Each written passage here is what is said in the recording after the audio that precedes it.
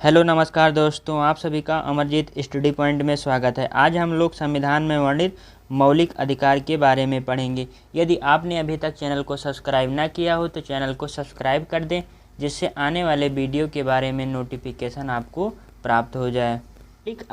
मौलिक अधिकार को मूल अधिकार भी कहा जाता है। इंग्लिश में इसे फंडामेंटल राइट बोलते हैं। मौलिक अधिकार की परिभाषा: मौलिक अधिकार वे अधिकार हैं जो व्यक्ति के भौतिक और नैतिक विकास के लिए जरूरी हैं और संविधान का विशेष संरक्षण प्राप्त है। मौलिक अधिकार वे अधिकार हैं जो व्यक्ति के भौतिक का मतलब होता है सांसारिक जीवन से संबंधित, और नैतिक चारित्रिक जीवन से संबंधित। तो जो व्यक्ति के सांसारिक जीवन और चारित्रिक जीवन के विकास के लिए जरूरी हैं और संविधान का विशेष संरक्षण प्राप्त है, उसे हम क्या कहेंगे? मौलिक अधिकार। मौलिक अधिकार यूएसए से लिया गया। मौलिक अधिकार कहाँ से लिया गया है? मौलिक अधिकार यूएसए से लिया गया है। मौलिक अधिकार भाग 12, मौलिक अधिकार आर्टिकल 12 से 35 के बीच में है। मौलिक अधिकार भाग 3 में है और भाग 3 को भारत का मैग्ना कार्टा कहा जाता है। भाग 3 को भारत का मैग्ना कार्टा कहा जाता है या मौलिक अधिकार को भारत का मैग्ना कार्टा कहा जाता है। संशोधन सदैव विशेष बहुमत से होगा। यदि मौलिक अधिकार में संशोधन करना चाह रहे हैं तो मौलिक अधिकार में संशोधन करना चाह रहे हैं तो मौलिक अधिकार में संशोधन सदैव विशेष बहुमत से होगा। विशेष बहुमत का मतलब होता है कि दो तिहाई बहुमत से पारित होना चाहिए। क्या जो भी विधेयक लाया गया है वो विधेयक 2/3 बहुमत से पारित होना चाहिए, उसे हम क्या कहेंगे? विशेष बहुमत। मौलिक अधिकार का निलंबन हो सकता है, लेकिन निलंबन विशेष परिस्थिति में राष्ट्रपति के द्वारा किया जाएगा। मौलिक अधिकार का निलंबन हो सकता है, लेकिन निलंबन विशेष परिस्थिति में राष्ट्रपति के द्वारा किया जाएगा। मौलिक अधिकार परिवर्तनीय है। परिवर्तनीय का मतलब कि लागू करना कंपलसरी है। मौलिक अधिकार वाद योग्य है। वाद योग्य का मतलब होता है कि यदि कोई मौलिक अधिकार से संबंधित कोई समस्या आ रही है तो उस समस्या को लेके हम न्यायालय जा सकते हैं। मौलिक अधिकार का स्वरूप जो है नकारात्मक है। मौलिक अधिकार का स्वरूप नकारात्मक है। हमारे मूल संविधान में 7 प्रकार के मौलिक अधिकार थे, लेकिन वर्तमान में 6 प्रकार के मौलिक अधिकार हैं। हमारे मूल संविधान में 7 प्रकार के मौलिक अधिकार थे, लेकिन वर्तमान में 6 प्रकार के मौलिक अधिकार हैं।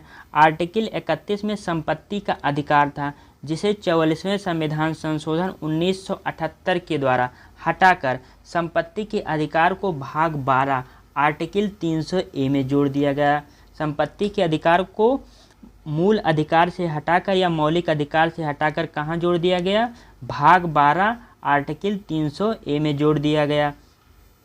आइए एक एक मौलिक अधिकार के बारे में चर्चा करते हैं। हमारे संविधान में 7 प्रकार के मौलिक अधिकार थे, लेकिन वर्तमान में 6 प्रकार के मौलिक अधिकार हैं। पहला मौलिक अधिकार है समानता का अधिकार, जो आर्टिकल 14 से 18 के बीच में उल्लेखित है। दूसरा मौलिक अधिकार है स्वतंत्रता का अधिकार, जो आर्टिकल 19 से 22 के बीच में उल्लेखित है। तीसरा मौलिक अधिकार है शोषण के विरुद्ध अधिकार, जो आर्टिकल 23 से 24 के बीच में उल्लेखित है। चौथा मौलिक अधिकार है धार्मिक स्वतंत्रता का अधिकार, जो आर्टिकल 25 से 28 के बीच में उल्लेखित है। पांचवा मौलिक अधिकार है शैक्षिक और सांस्कृतिक अधिकार, जो आर्टिकल 19 से 30 के बीच में उल्लेखित है। छठा मौलिक अधिकार है संवैधानिक उपचारों का अधिकार, जो आर्टिकल 32 में उल्लेखित है। तो हमें इसमें से सभी मौलिक अधिकार याद होने चाहिए और कौन सा मौलिक अधिकार किस आर्टिकल में उल्लेखित है, क्योंकि एक तरफ मौलिक अधिकार दे दिया जाएगा, दूसरी तरफ उससे संबंधित आर्टिकल दे दिए जाएंगे और आपसे मिलान करने के लिए बोला जाएगा। तो आपको 6 प्रकार के वर्तमान में 6 प्रकार के मौलिक अधिकार हैं। 6 प्रकार के मौलिक अधिकार याद होने चाहिए और साथ ही साथ वो मौलिक अधिकार कौन से आर्टिकल में उल्लेखित है, ये भी हमें ध्यान रखना है। अब हम लोग एक एक मौलिक अधिकार के बारे में विस्तार से चर्चा करेंगे। पहला मौलिक अधिकार है समानता का अधिकार, जो आर्टिकल 14, 15, 16, 17, 18 में उल्लेखित है। आर्टिकल 14, भारत में प्रत्येक व्यक्ति को कानून के समक्ष समानता और कानूनों का समान संरक्षण प्राप्त होगा। कानूनों के समक्ष समानता का अर्थ होता है विशेषाधिकार का न होना। विशेषाधिकार का न होने का मतलब है कोई व्यक्ति चाहे अमीर हो या गरीब, वह विधि से बढ़कर नहीं होगा। कानून के समझ समानता यह ब्रिटिश परंपरा से लिया गया है। कानून के समझ समानता यह ब्रिटिश परंपरा से लिया गया है। और कानूनों का समान संरक्षण प्राप्त होना। कानूनों का समान संरक्षण का अर्थ है समान परिस्थिति में कानून को समान रूप से लागू किया जाएगा। और यह अमेरिका से लिया गया है। कहाँ से लिया गया है? अमेरिका से लिया गया है। तो भारत में प्रत्येक व्यक्ति को कानून के समझ समानता और कानूनों का समान संरक्षण प्राप्त होगा। आर्टिकल 15 में कहा गया है, राज्य अपने नागरिकों के बीच जाति, धर्म, मूल वंश, लिंग, जन्म स्थान के आधार पर सार्वजनिक स्थलों पर भेदभाव नहीं करेगा। आर्टिकल 15 कहता है, राज्य अपने नागरिकों के बीच जाति के आधार पर, धर्म के आधार पर, मूल वंश के आधार पर, लिंग के आधार पर, जन्म स्थान के आधार पर सार्वजनिक स्थलों पर भेदभाव नहीं करेगा।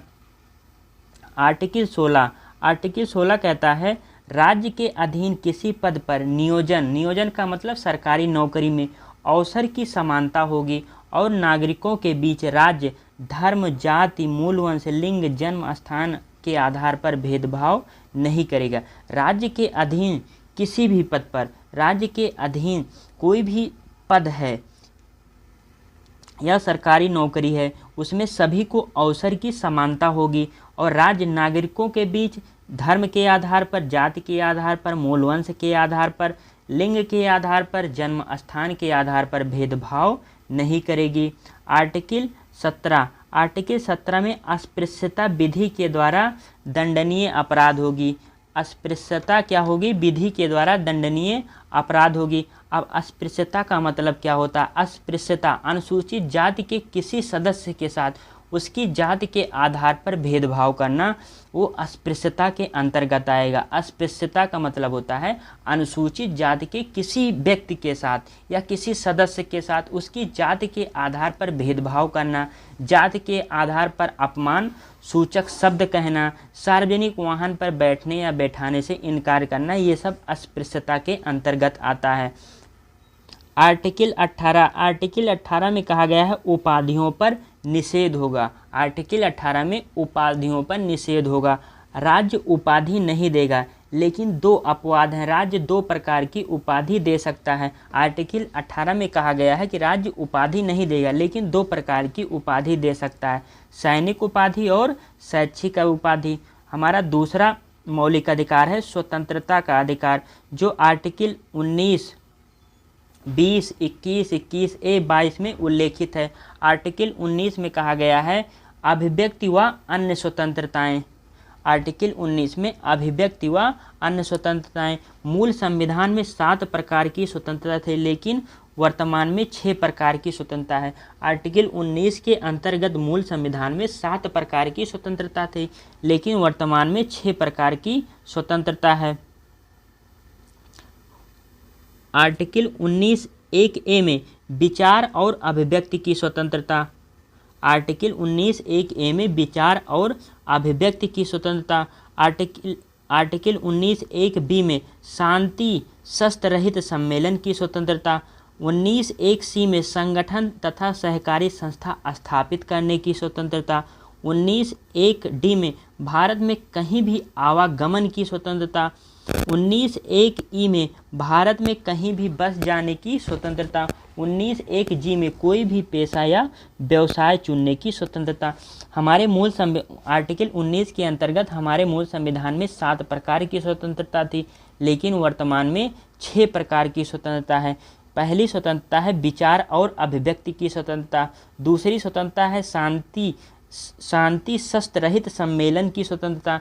तीसरी स्वतंत्रता है संगठन तथा सहकारी संस्था स्थापित करने की स्वतंत्रता।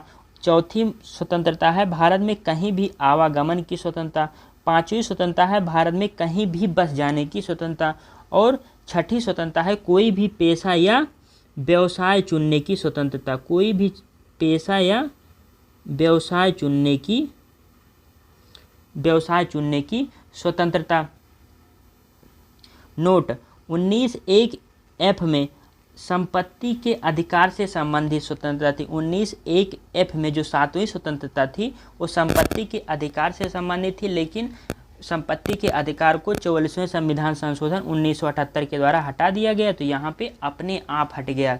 जो 19 में 7 प्रकार की पहले स्वतंत्रता थी उसमें एक संपत्ति के अधिकार की भी स्वतंत्रता थी, वो अपनी जब 44वां संविधान संशोधन के द्वारा संपत्ति के अधिकार को हटाया गया तो यहाँ पे भी संपत्ति के अधिकार से संबंधित स्वतंत्रता अपने आप हट गई। अब इसको हम जो 6 प्रकार की स्वतंत्रता है इसको कैसे याद करेंगे। विचार, हमें सबसे पहले क्या चाहिए, विचार और अभिव्यक्ति की स्वतंत्रता। क्या चाहिए, विचार और अभिव्यक्ति की स्वतंत्रता। जब हमें विचार और अभिव्यक्ति की स्वतंत्रता की आज़ादी मिल गई तो हमें क्या चाहिए, शांति एवं शस्त्र रहित सम्मेलन की स्वतंत्रता। हम अपने विचार को लोगों तो कैसे पहुंचाएंगे, तो हम सम्मेलन आदि के द्वारा हम अपने विचार को और लोगों के पास तक पहुंचा सकते हैं। जब हमें शांति शस्त्र रहित सम्मेलन करने की स्वतंत्रता प्राप्त हो गई तब अब हमें संगठन या सहकारी संस्था स्थापित करने की स्वतंत्रता चाहिए।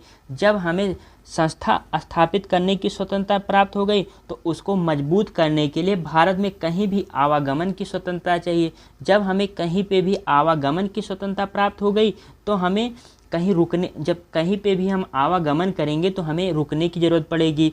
तो जो 5वीं स्वतंत्रता चाहिए, कहीं पे रुकें या बस जाने की स्वतंत्रता चाहिए। जब हमें कहीं पे बस या रुक जाने की स्वतंत्रता प्राप्त हो गई तब हमें रोजी रोटी के लिए कोई भी पेशा या व्यवसाय चुनने की स्वतंत्रता होनी चाहिए। तो हमारी जो 6ठी स्वतंत्रता है, कोई भी पेशा या व्यवसाय चुनने की स्वतंत्रता। तो हमारे आर्टिकल 19 में 6 प्रकार की स्वतंत्रता है। विचार और अभिव्यक्ति की स्वतंत्रता, शांति रहित शस्त्र रहित सम्मेलन करने की स्वतंत्रता, संगठन तथा सहकारी संस्था स्थापित करने की स्वतंत्रता, भारत में कहीं भी आवागमन की स्वतंत्रता, भारत में कहीं भी बस जाने की स्वतंत्रता, कोई भी पेशा या व्यवसाय चुनने की स्वतंत्रता। आर्टिकल 20 अपराधी ठहराए जाने पर संरक्षण प्राप्त करना। आर्टिकल 20 कहता है कि अपराधी ठहराए जाने पर संरक्षण प्राप्त करना। अनुच्छेद 20 का संबंध है कि राज्य किसी व्यक्ति को मनमाने तरीके से दंडित नहीं कर सकती है। इसके 3 भाग हैं। 20(1) में भूतलक्षी विधायन की मनाही। भूतलक्षी विधायन का मतलब होता है यदि किसी व्यक्ति ने 2 साल पहले कोई अपराध किया है और उस अपराध के लिए 1 साल की सज़ा का प्रावधान है, लेकिन वर्तमान में उसी सज़ा के लिए 2 साल की सज़ा का प्रावधान हो गया है, तो उस व्यक्ति को 1 साल की सज़ा दी जाएगी, ना कि वर्तमान जो सज़ा का प्रावधान किया गया है 2 साल, उसके आधार पर सज़ा नहीं दी जाएगी। जब वह व्यक्ति अपराध किया था तो उस समय जो सज़ा का प्रावधान था उसी के आधार पर उसको सज़ा दी जाएगी। दोहरे दंड की मनाही।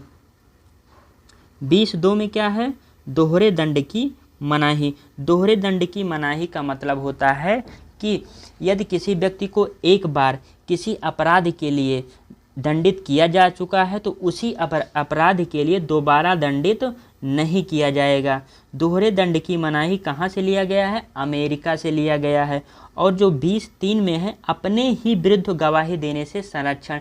किसी व्यक्ति को अपने ही खिलाफ गवाही देने के लिए बाध्य नहीं किया जा सकता। तो भूतलक्षी 20(1) में भूतलक्षी विधायन की मनाही, 20(2) में दोहरे दंड की मनाही और 20(3) में अपने ही विरुद्ध गवाही देने से संरक्षण। आर्टिकल 21 में है प्राण एवं दैहिक स्वतंत्रता का संरक्षण। आर्टिकल 21 जो है जीवन के अधिकार से भी संबंधित है। आर्टिकल 21 को जीवन का अधिकार भी कहा जाता है। किसी व्यक्ति को जीवन और व्यक्तिगत स्वतंत्रता से केवल विधि के द्वारा स्थापित प्रक्रिया से ही वंचित किया जा सकता है। किसी व्यक्ति को जीवन और व्यक्तिगत स्वतंत्रता से केवल विधि के द्वारा स्थापित प्रक्रिया से ही वंचित किया जा सकता है।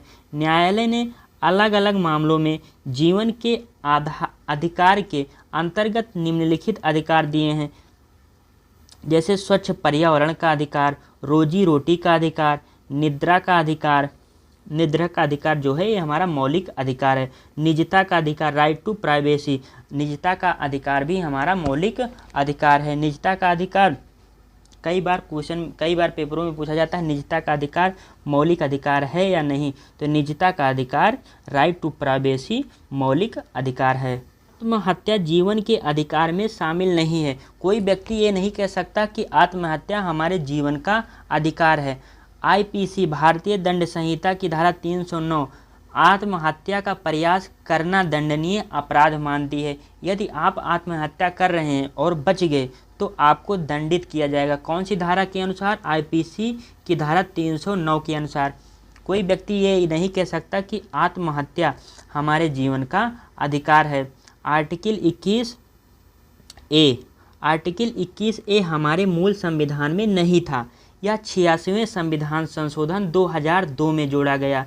आर्टिकल 21 हमारे मूल संविधान में नहीं था, इसको 86वें संविधान संशोधन 2002 में जोड़ा गया। इसमें जो प्रावधान किया गया था 6 से 14 वर्ष के बच्चों को अनिवार्य और निःशुल्क शिक्षा देगा। आर्टिकल 21A कहता है कि 6 से 14 वर्ष के बच्चों को अनिवार्य और निःशुल्क शिक्षा देगा। कौन देगा? राज्य देगा। आर्टिकल 22 में है मनमानी गिरफ्तारी और निवारक नज़रबंदी में संरक्षण। गिरफ्तार किए गए व्यक्ति को गिरफ्तारी के कारण बताए जाएंगे। यदि किसी व्यक्ति को गिरफ्तार किया जा रहा तो उसको गिरफ्तारी के क्या कारण बताए जाएंगे। और अपने मनपसंद वकील से परामर्श करने का अधिकार होगा। जिस व्यक्ति को गिरफ्तार किया जा रहा है उस व्यक्ति को अपने मनपसंद वकील से परामर्श करने का अधिकार भी होगा। और जिस व्यक्ति को गिरफ्तार किया गया है उसको 24 घंटे के अंदर मजिस्ट्रेट के समक्ष प्रस्तुत करना होगा और इन 24 घंटों में अवकाश यात्रा में लगा समय शामिल नहीं होगा। तो आर्टिकल 22 जो है कहता है मनमानी गिरफ्तारी और निवारक नज़रबंदी में संरक्षण। इसमें क्या क्या कहा गया है? गिरफ्तार किए गए व्यक्ति को गिरफ्तारी के कारण बताए जाएंगे, अपने मनपसंद वकील से परामर्श करने का अधिकार होगा और उसे 24 घंटे के अंदर मजिस्ट्रेट के समक्ष प्रस्तुत करना होगा और इन 24 घंटों में अवकाश यात्रा में लगा समय शामिल नहीं होगा। दोस्तों, हमने 2 प्रकार के मौलिक अधिकार के बारे में चर्चा कर ली है। अब अगले वीडियो में हम लोग बचे हुए मौलिक अधिकार के बारे में चर्चा करेंगे और हमने साथ ही साथ मंथली करंट अफेयर की क्लास भी स्टार्ट कर दी है, जिसका लिंक वीडियो के डिस्क्रिप्शन में दिया गया है। पीडीएफ के लिए डिस्क्रिप्शन में दिए गए टेलीग्राम चैनल से जुड़े। यदि आपने अभी तक चैनल को सब्सक्राइब ना किया हो तो चैनल को सब्सक्राइब करें और वीडियो कैसा लगा कमेंट बॉक्स में ज़रूर बताएं। धन्यवाद।